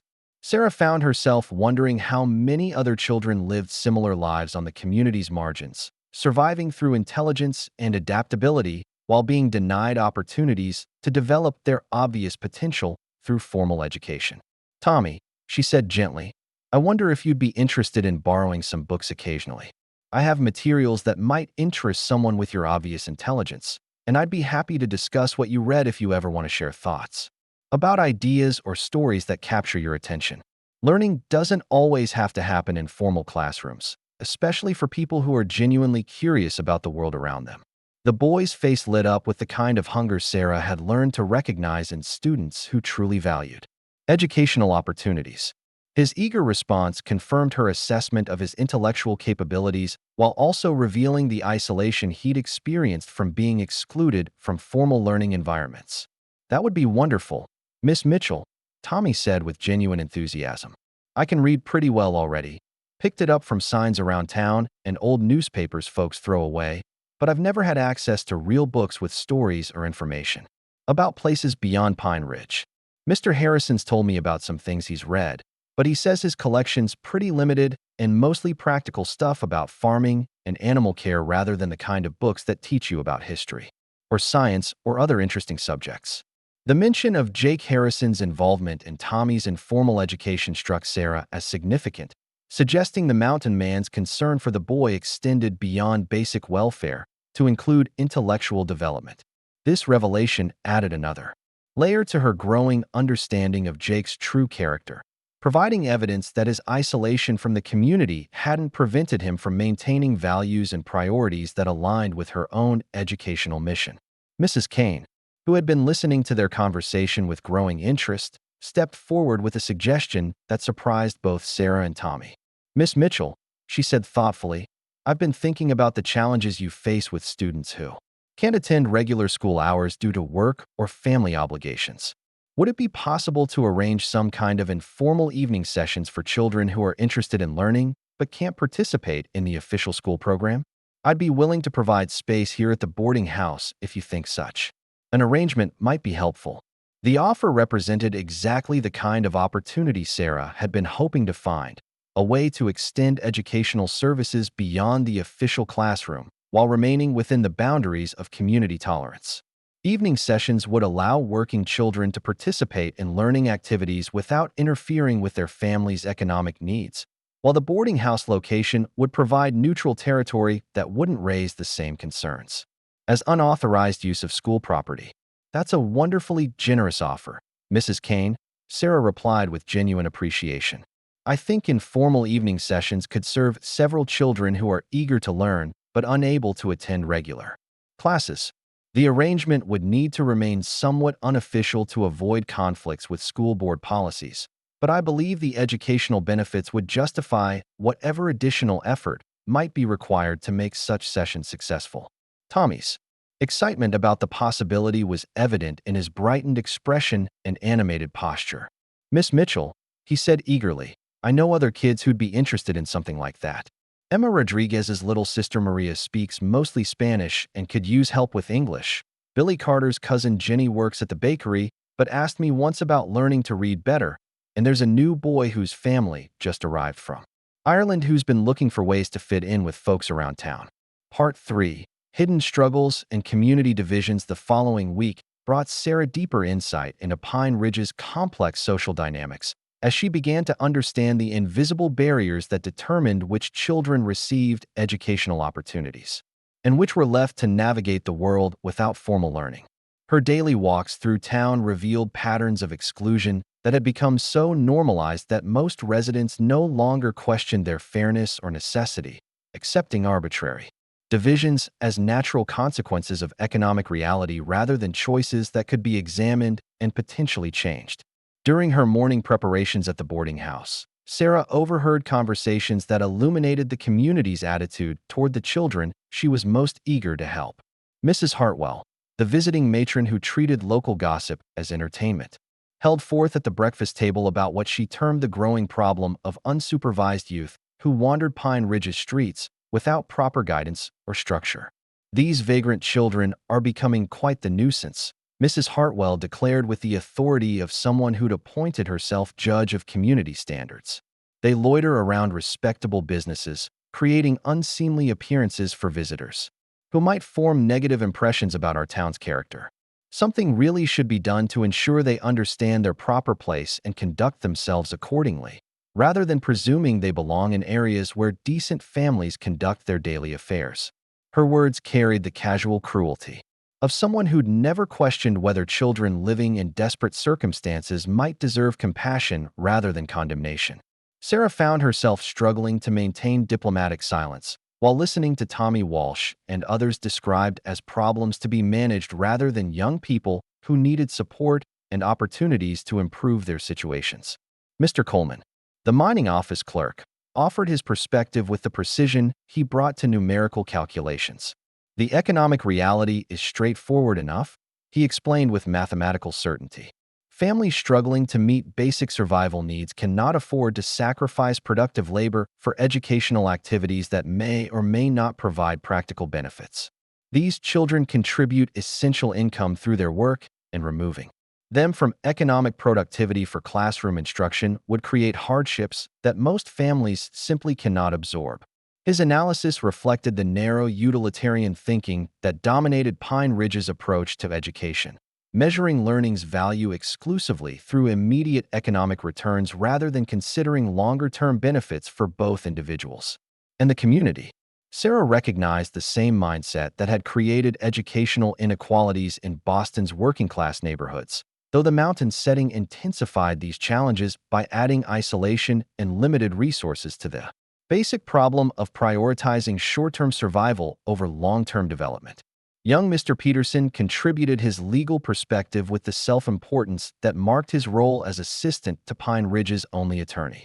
From a strictly regulatory standpoint, he announced with pompous precision, there are no requirements for universal education in territorial law, and communities have considerable discretion in determining how to allocate educational resources. The current system serves those families who value formal instruction while avoiding waste on individuals who lack the background or motivation to benefit from academic opportunities. The breakfast conversation crystallized Sarah's understanding that Pine Ridge's educational limitations weren't accidental byproducts of frontier conditions, but deliberate policies that reflected conscious choices about which children deserved opportunities and which could be safely ignored. This realization filled her with determination to find ways of challenging these assumptions through action rather than argument, knowing that direct confrontation would likely end her tenure before she could accomplish anything meaningful. Her first official teaching week revealed additional layers of complexity as she observed how social hierarchies played out within her classroom. The Peterson twins, Marcus and Matthew, had clearly been taught to view education as confirmation of their superior social status rather than opportunity for intellectual growth. They approached academic work with the casual confidence of students who knew their family connections would ensure success regardless of actual performance, displaying more interest in maintaining their privileged position than in genuinely engaging with challenging material. Emma Rodriguez represented the opposite extreme, approaching every lesson with the intensity of someone who understood that education might be her only pathway to a better future.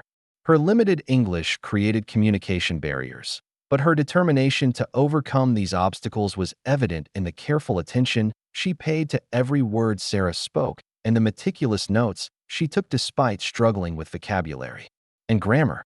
More touching was her obvious gratitude for opportunities that other students took for granted, treating each book and assignment as precious gifts rather than routine requirements.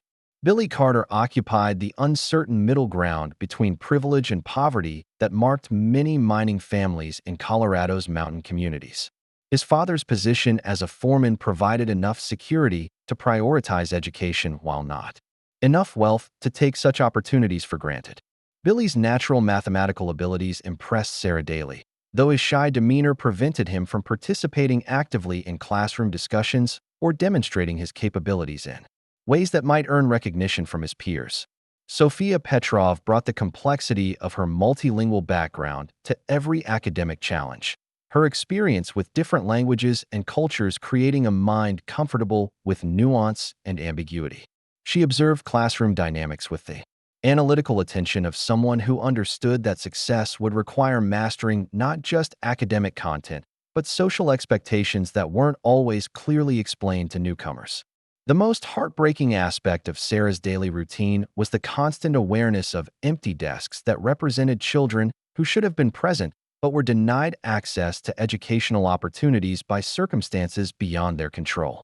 Each vacant seat reminded her of Tommy Walsh, Maria Rodriguez, Jenny Carter, and dozens of other young people whose potential was being wasted because Pine Ridge's educational system served only those families who could afford to prioritize learning over immediate economic survival. During lunch periods, Sarah began making informal observations of the broader community activities that continued beyond her classroom walls. She watched Tommy Walsh sweep floors at the general store with the methodical attention to detail that marked all his activities, noting how he paused occasionally to read signs or examine written materials that customers had discarded. His hunger for any form of written information was palpable, creating stark contrast with her official students who often complained about reading assignments they found tedious or irrelevant.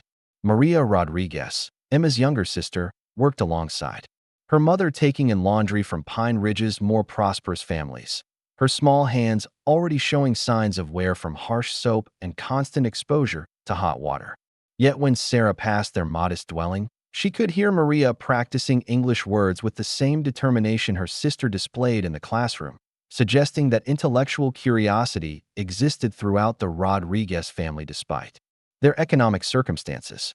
Jenny Carter, Billy's cousin, spent her days at the bakery where she'd learned to perform complex calculations involving measurements and costs that demonstrated mathematical abilities at least equal to those of students receiving formal instruction. Her quick mind and friendly personality made her popular with customers, but her lack of reading skills limited her opportunities for advancement beyond basic manual labor.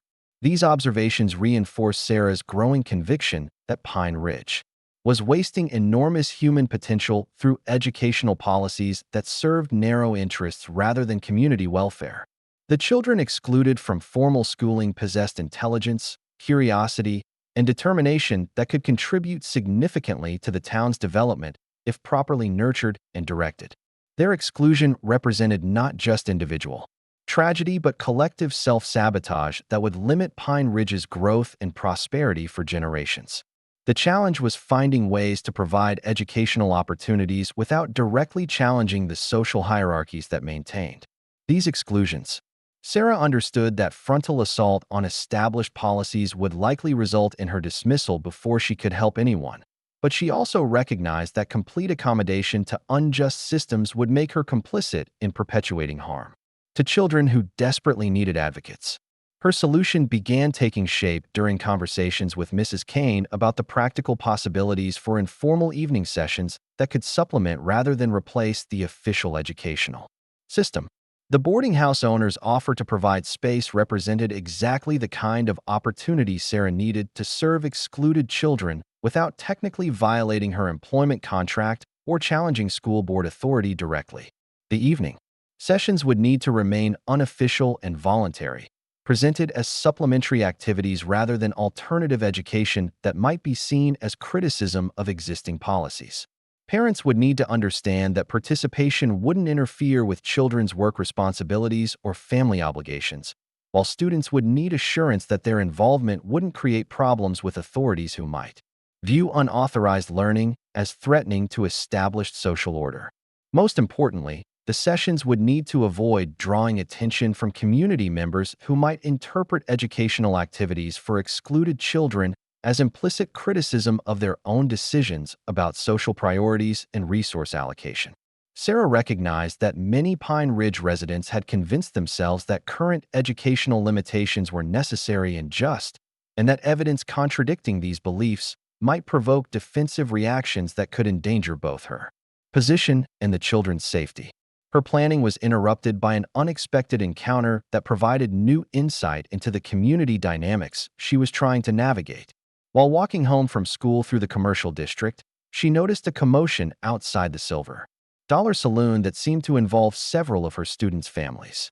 The raised voices and aggressive postures suggested some kind of dispute was escalating toward potential violence, though the specific cause remained unclear from her distant vantage point. Dan Peterson emerged from the saloon with several companions, their expressions carrying the particular kind of righteous anger that often preceded trouble in small mountain communities. Behind them came Councilman Hayes, whose considerable bulk and political authority seemed to lend weight to whatever grievances were being discussed with increasingly animated gestures and hostile language. The target of their displeasure became clear when Jake Harrison rounded the corner from the direction of the general store, his arms carrying supplies that suggested he'd come to town for his monthly provisioning trip. His appearance immediately transformed the mood of the group outside the saloon, their earlier frustration focusing with laser intensity on the mountain man who represented everything they'd convinced themselves was wrong with their community. Sarah found herself moving closer to the developing confrontation despite recognizing the potential dangers of involving herself in situations that didn't directly concern her welfare or professional responsibilities. Something about Jake's calm acceptance of impending hostility stirred protective instincts that overrode her sense of self-preservation, particularly when she remembered his gentle concern for Tommy Walsh and his dignified response to previous harassment. Harrison, Peterson called out with aggressive enthusiasm, "We've been discussing your recent activities and the problems they're creating for decent folks trying to live peaceful lives in this community. Time you understood that Pine Ridge has standards that everyone needs to respect, not just the people who follow rules and contribute to general welfare like responsible citizens should." The accusation was vague enough to avoid specific claims, while inflammatory enough to justify whatever escalation Peterson and his companions had planned. Sarah recognized the same pattern she'd witnessed during the previous confrontation, where Jake's presence seemed to trigger automatic hostility that required no specific provocation or evidence of wrongdoing. Jake's response demonstrated the same quiet dignity that had impressed her during their earlier encounter. "Gentlemen," he said with courteous restraint, "I'm not aware of any activities on my part that should concern anyone in town, but if you have specific complaints about my behavior, I'm willing to discuss them reasonably. I come to Pine Ridge for supplies, conduct my business peacefully, and return to my home without causing trouble for anyone who doesn't go looking for it." His reasonable tone only seemed to increase the group's frustration, as if they'd expected defensive anger or guilty admissions that would justify the punishment they'd already decided to impose. Sarah watched Hayes's expression grow darker as Jake's calm responses undermined the narrative of dangerous unpredictability that had been constructed around his reputation. "That's exactly the problem," Hayes declared with practiced indignation. "Your secretive behavior and refusal to account for your activities makes honest citizens nervous about what you might be planning up there in those mountains. People have been reporting strange lights and sounds coming from your direction, visitors coming and going at all hours, activities that suggest you're involved in business that decent folks wouldn't approve of if they knew the details. The accusations struck Sarah as particularly unfair, given that Jake's homestead was located several miles from town in terrain that would make any observations of lights or visitors highly questionable. More troubling was the implicit assumption that citizens owed their neighbors detailed accounts of private activities that violated no laws and harmed no one. The demand for surveillance and control over individual behavior struck her as fundamentally opposed to the principles of personal freedom that had supposedly drawn people to frontier communities. Jake's response carried subtle steel beneath its polite surface. "Mr. Hayes," he said with continued courtesy that somehow managed to sound more threatening than angry words would have, "I'm not aware of any territorial laws that require citizens to submit their private activities for community approval, especially when those activities harm no one and violate no regulations. If you have evidence of illegal behavior, I suggest you present it to Sheriff Bradley for proper investigation. If you're simply curious about matters that don't concern you, I'd recommend finding more productive uses for your time and attention." The standoff that followed felt charged with potential violence as 8 men who'd worked themselves into righteous fury faced one who refused to provide the provocation they needed to justify their planned escalation. Sarah held her breath as she watched the group's leaders struggle to find a way forward that wouldn't reveal them as the aggressors in whatever followed. It was at this moment that an unexpected voice broke the tension from an entirely unexpected source. "Excuse me, gentlemen," came a clear, firm tone that carried unmistakable authority despite belonging to someone who hadn't been part of the original confrontation. All eyes turned to see Dr. Michael Foster approaching from the direction of his medical practice, his black bag in hand, and his expression suggesting he'd been summoned to deal with some kind of emergency. Dr. Foster commanded respect throughout Pine Ridge due to his essential role in a community where medical expertise could mean the difference between life and death for families facing accidents, illnesses, or childbirth complications. His presence automatically shifted the dynamics of any situation, since maintaining good relationships with the town's only physician was a matter of practical survival rather than social preference. "Is there some kind of problem here that requires medical attention?" Dr. Foster asked with the professional calm he brought to all crisis situations. "I was called to examine a patient who reported injuries sustained during some kind of altercation, and I want to ensure that no one else requires treatment before I conclude my business in this area." His words carried implications that made both sides of the confrontation reconsider their positions. The suggestion that someone had already been injured during recent conflicts raised questions about legal consequences that might follow if violence escalated further, while his presence as a neutral witness complicated any plans for unofficial justice that might have been under consideration. Dan Peterson was the first to recognize that Dr. Foster's intervention had changed the calculus of their situation. "No problem here, doctor," he said with forced casualness. "Just having a friendly discussion about community concerns with Mr. Harrison. Nothing that should require medical attention or official intervention." Dr. Foster's expression suggested he found Peterson's characterization less than convincing, though he maintained professional neutrality while assessing the situation with the same careful attention he brought to diagnosing medical conditions. His next words carried subtle warning that made everyone present aware of potential consequences for their choices. "I'm glad to hear that, Mr. Peterson," Dr. Foster replied with diplomatic precision. "Community discussions are essential for maintaining good relationships among neighbors, though I've found that such conversations tend to be most productive when all parties approach them with genuine desire for mutual understanding rather than predetermined conclusions about who's right and who's wrong." Jake Harrison seized the opportunity provided by Dr. Foster's intervention to extract himself from the confrontation without appearing to retreat under pressure. "Doctor," he said with obvious relief, "I appreciate your concern, but I don't believe anyone here requires medical attention at this time. I've concluded my business in town and was preparing to return home when these gentlemen expressed interest in discussing community matters. Since the conversation seems to have reached its natural conclusion, I'll wish everyone a good evening and be on my way." His polite withdrawal left Peterson and Hayes without clear grounds for continuing their harassment, especially under Dr. Foster's watchful presence. The group dispersed gradually, their frustrated mutterings suggesting they weren't satisfied with the encounter's resolution, but understood they'd missed their opportunity for the kind of dramatic confrontation they'd apparently been planning. Sarah remained in the shadows until the various parties had departed, then approached Dr. Foster with curiosity about his role in defusing what had appeared to be escalating toward violence. The physician's intervention had demonstrated exactly the kind of moral courage she hoped to cultivate in herself, the willingness to step forward when principles demanded action regardless of personal convenience or social pressure. Dr. Foster, she said respectfully, I'm Sarah Mitchell, the new schoolteacher. I couldn't help but notice how effectively you handled that situation. It seemed like it might have ended quite differently without your intervention.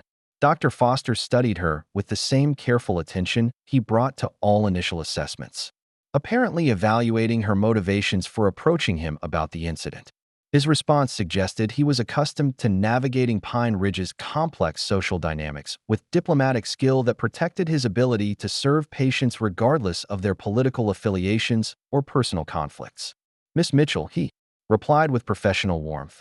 I've learned that communities like Pine Ridge sometimes allow emotions to override good judgment, especially when people feel threatened by changes they don't understand or can't control.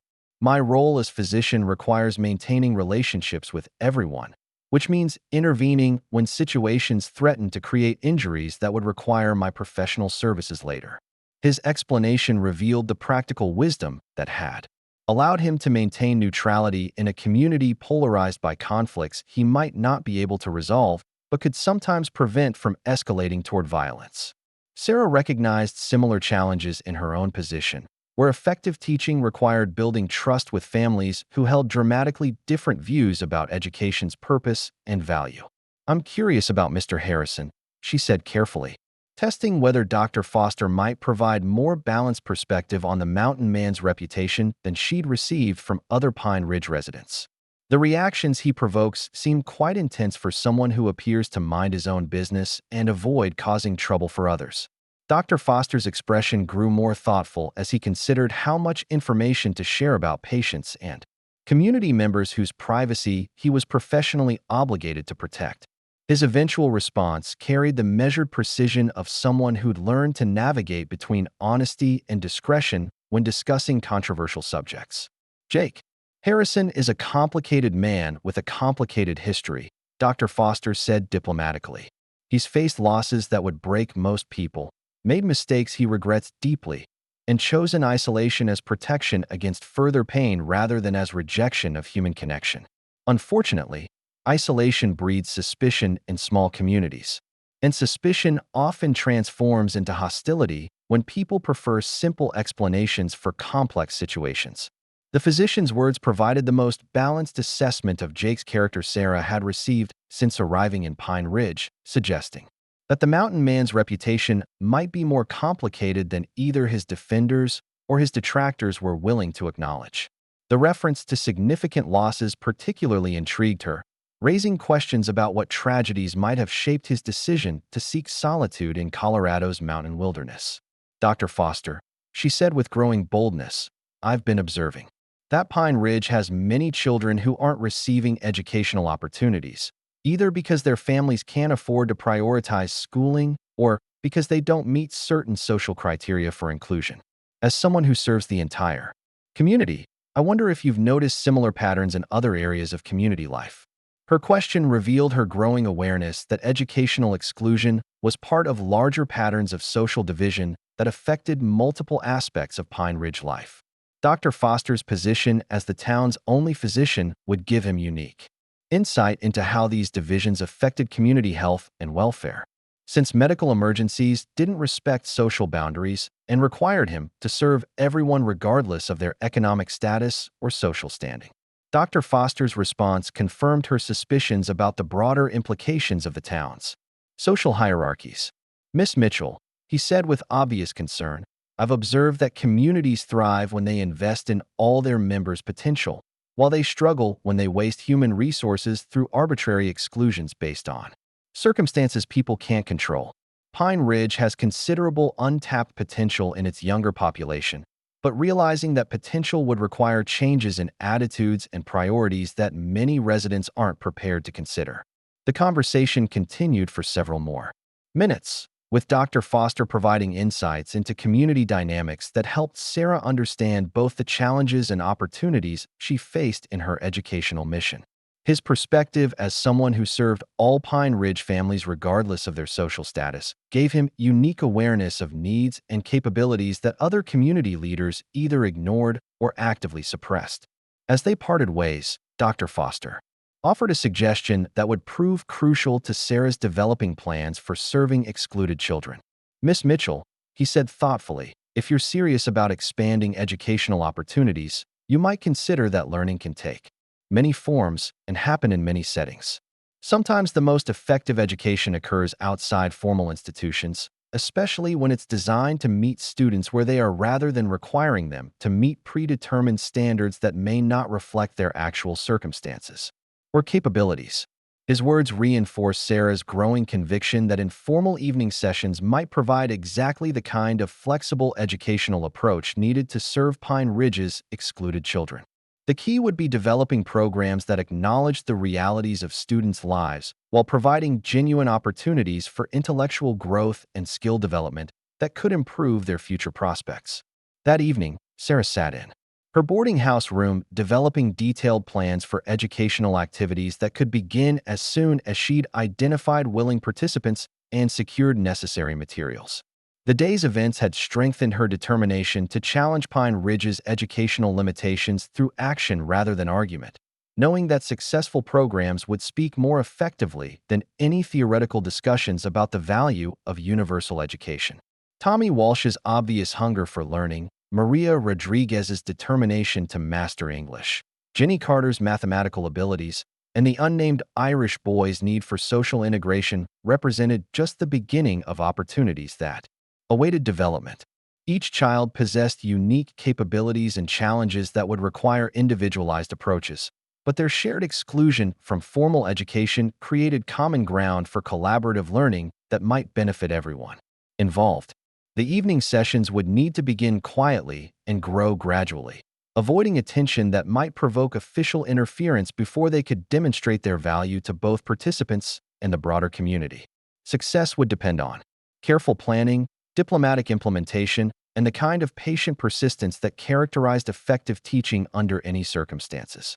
Most importantly, the sessions would need to maintain focus on education rather than social reform, providing learning opportunities without explicitly challenging the assumptions that had created exclusions in the first place.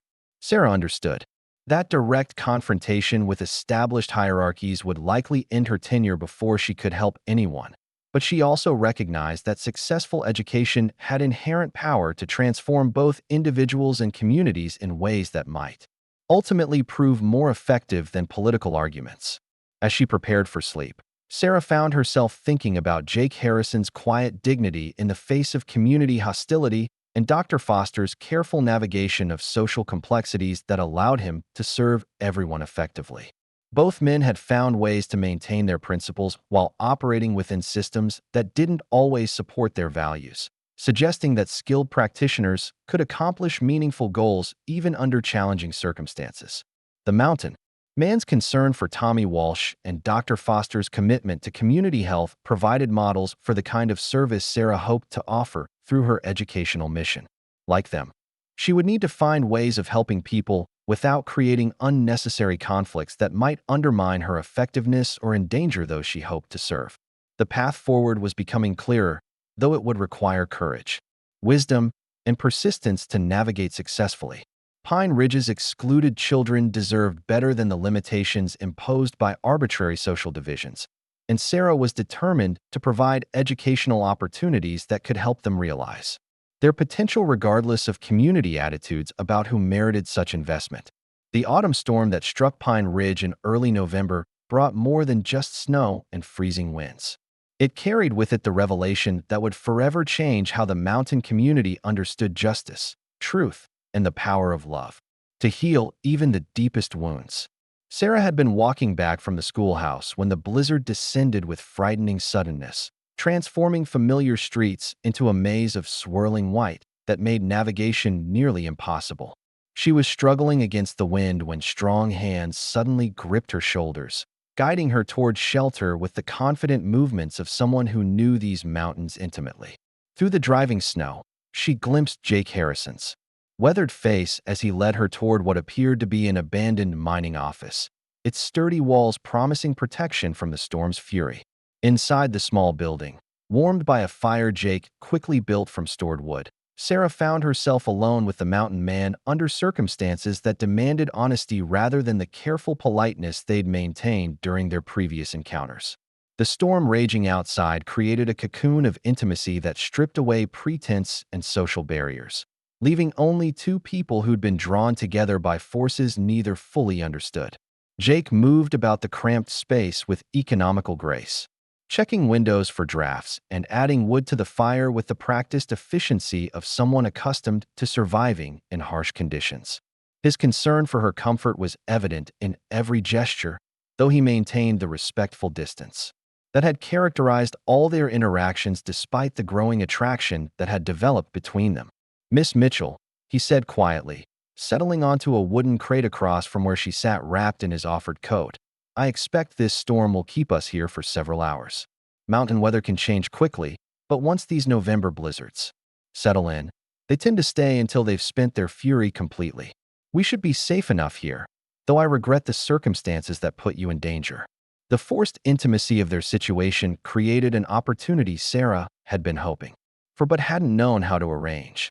Away from Pine Ridge's watchful eyes and suspicious minds, she could finally ask the questions that had been building since her first glimpse of Jake's gentle interaction with Tommy Walsh and his dignified response to community hostility.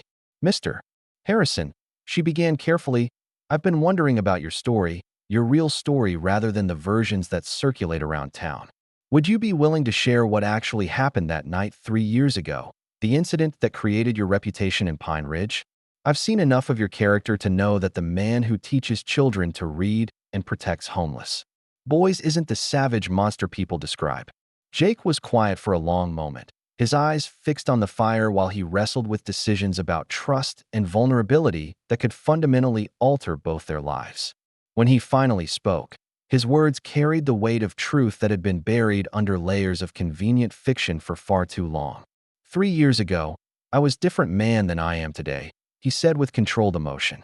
"I'd come to Pine Ridge, seeking nothing more than solitude where I could grieve in peace. But grief had made me angry and reckless in ways that put others at risk. I was drinking too much, fighting too often, and generally behaving like someone who'd given up on finding meaning or purpose in life." His admission surprised Sarah with its honesty about personal failings, though she sensed there was more to the story than self-condemnation. The Jake Harrison she'd observed possessed depths of character that couldn't have developed overnight, suggesting that whatever transformation had occurred must have involved more than simple recognition of past mistakes. "The night everyone talks about," Jake continued, "I was leaving the Silver Dollar Saloon after spending most of the evening trying to drown sorrows that wouldn't stay buried.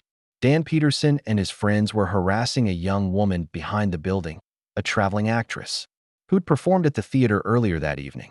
She was alone, vulnerable, and clearly terrified by their intentions."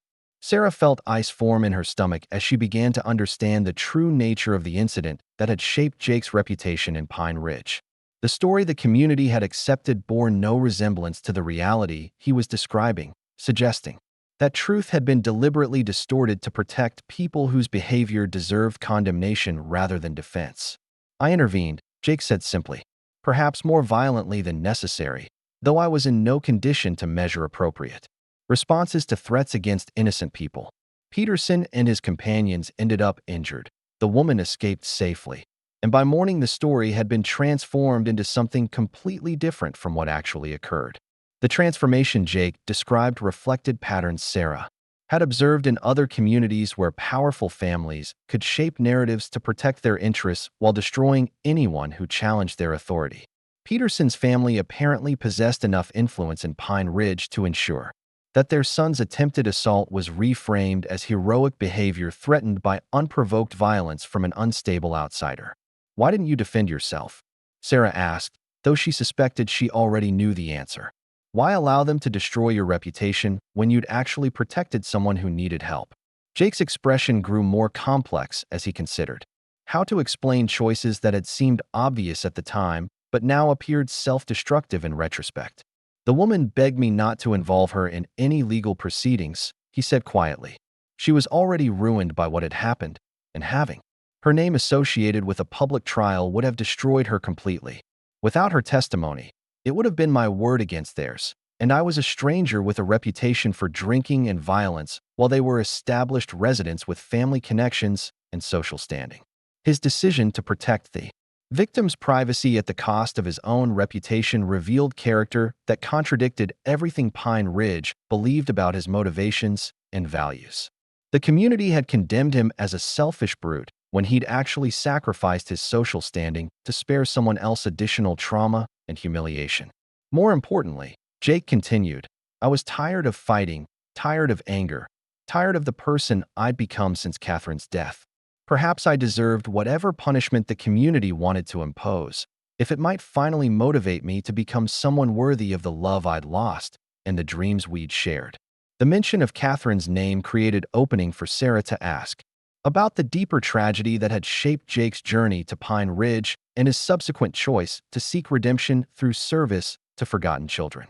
His willingness to speak her name suggested he was ready to share memories that had remained too painful to examine for 25 years. "Tell me about Catherine," Sarah said gently.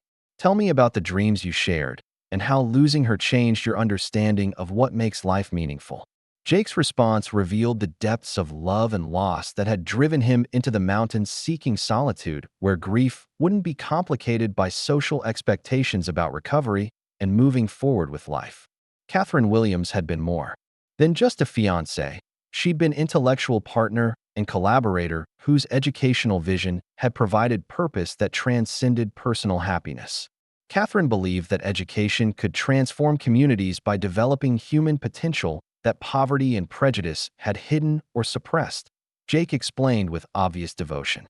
She wanted to establish schools in frontier territories where children from all backgrounds could receive instruction that prepared them for productive lives in an expanding society.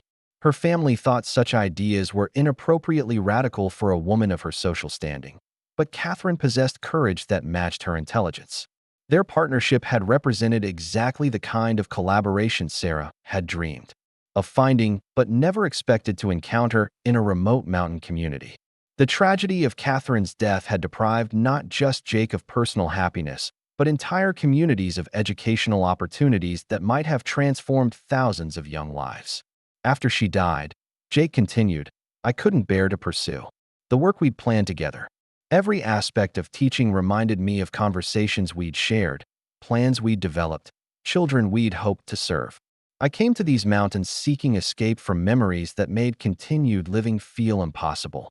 His explanation provided heartbreaking context for the isolation he'd maintained for 25 years, though it also raised questions about what had eventually motivated him to resume educational activities despite the pain such work must have caused.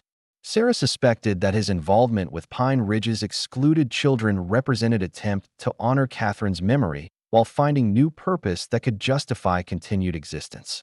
"What changed?" she asked softly. "What brought you back to teaching when it must have been so painful to engage with work that reminded you of everything you'd lost?"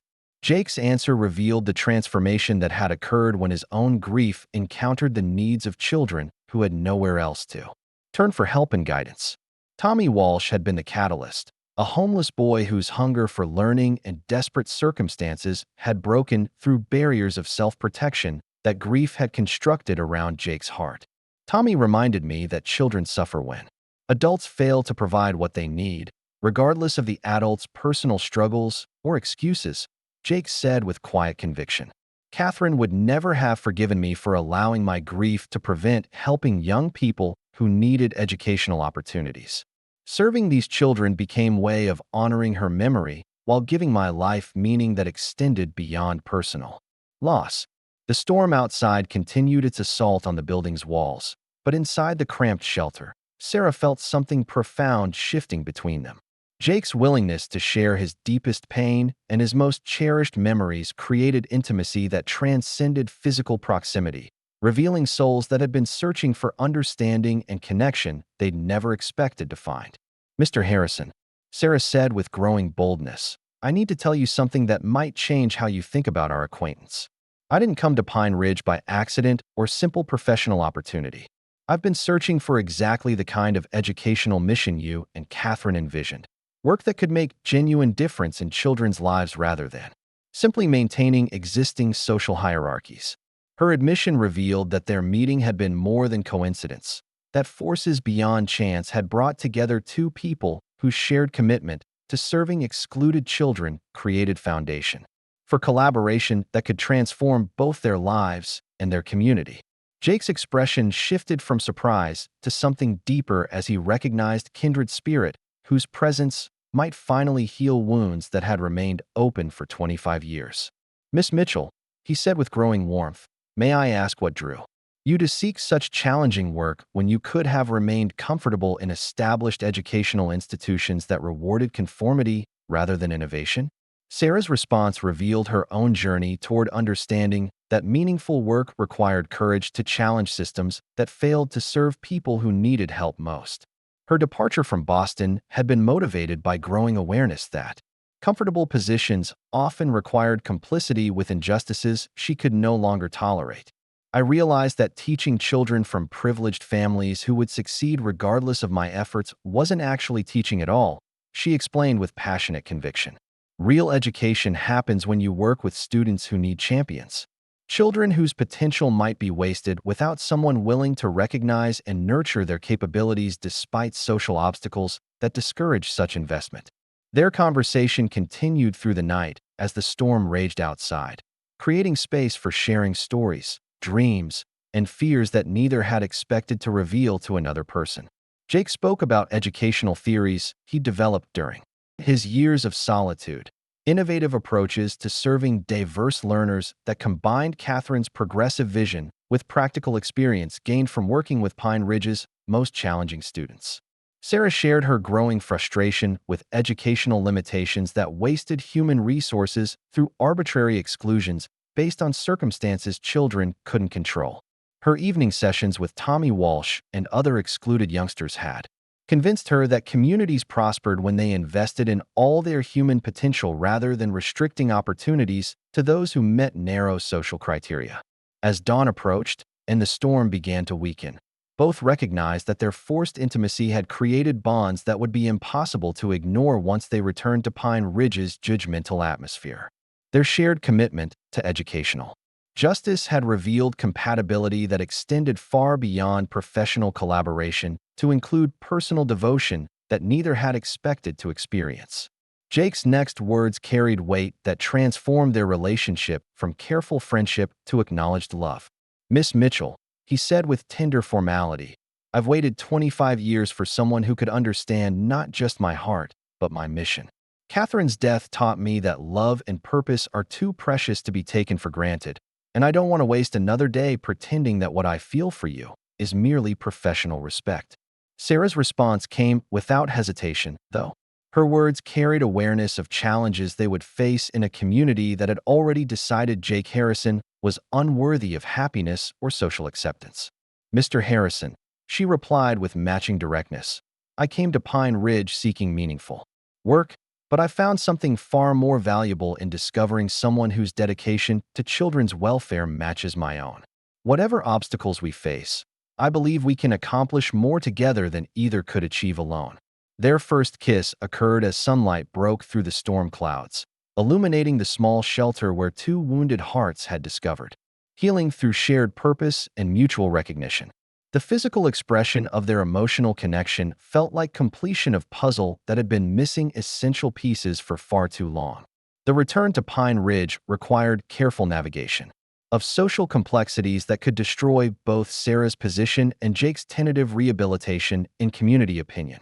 Their relationship would need to develop gradually and diplomatically, allowing residents time to adjust to the reality that their judgments about the mountain man had been fundamentally wrong. The process of revelation began with Dr. Foster's decision to finally speak publicly about Jake's true character and the community's unjust treatment of someone who'd been serving their children while being condemned as a dangerous outsider. The physician's testimony about Jake's educational background and his commitment to helping excluded youngsters created cracks in the narrative that had sustained communal prejudice for 3 years. Sheriff Bradley's investigation into the original incident involving Dan Peterson revealed evidence that completely contradicted the accepted version of events, including testimony from witnesses who'd remained silent rather than challenge powerful families that controlled Pine Ridge's economic and political systems. The truth about Peterson's attempted assault and Jake's heroic intervention gradually emerged despite efforts to suppress information that would embarrass influential residents. The transformation of community opinion occurred slowly but inexorably as residents were forced to confront uncomfortable evidence about their capacity for injustice and their willingness to condemn someone based on convenient lies rather than uncomfortable truths. Jake's patience and dignity throughout this process impressed even former enemies who'd participated in his social persecution. Sarah and Jake's engagement was announced during Pine Ridge's Christmas celebration, marking not just their personal commitment, but the community's acknowledgement that they'd been wrong about the mountain man's character and worthy of their respect and support. The ceremony that followed in early spring represented triumph of truth over prejudice and love over fear. Their wedding took place in the small church where Jake had once been unwelcome, with Tommy Walsh and other excluded children serving as honored participants in celebration that symbolized Pine Ridge's commitment to embracing all residents regardless of their past struggles or social standing. The mountain man who'd waited 25 years for love had found not just personal happiness, but community acceptance he'd never expected to achieve. The educational programs that Sarah and Jake established together became models for innovative approaches to serving diverse learners in challenging environments. Their success in Pine Ridge attracted attention from throughout Colorado Territory and beyond, inspiring similar initiatives in other communities where dedicated educators were willing to challenge assumptions about who deserved opportunities and who could be safely ignored. 10 years later, the Harrison Academy for Mountain Children had become a destination for families throughout the region who sought educational opportunities that prepared their youngsters for productive participation in rapidly changing frontier society. The institution that began in secret sessions had grown into a comprehensive program that served hundreds of students while maintaining commitment to including children regardless of their family's economic circumstances or social standing. Tommy Walsh had become the Academy's first graduate to earn admission to university study, his mathematical abilities opening pathways to engineering career that would contribute significantly to Colorado's mining and transportation development. Maria Rodriguez had mastered English sufficiently to establish herself as translator and advocate for immigrant families throughout the mountain territories. The other children who'd participated in those early evening sessions had grown into community leaders whose success demonstrated the wisdom of investing in human potential rather than writing off young people based on arbitrary social criteria. Their achievements provided lasting proof that educational opportunity could transform not just individual lives, but entire communities willing to embrace inclusive approaches to human development. Sarah and Jake's love story had become legend throughout Colorado's mountain communities, inspiring other educators to seek positions where their services could make greatest difference in children's lives. Their example proved that professional dedication and personal happiness could reinforce each other when people found partners who shared their deepest values and commitments. The mountain man who'd waited 25 years for a woman who could understand his heart had discovered that love grows strongest when it's rooted in shared service to others, and that the most lasting changes in human communities come from people who combine personal devotion with professional dedication to making the world better for those who need champions most. Up next, you've got 2 more standout stories right on your screen. If this one hit the mark, you won't want to pass these up. Just click and check them out.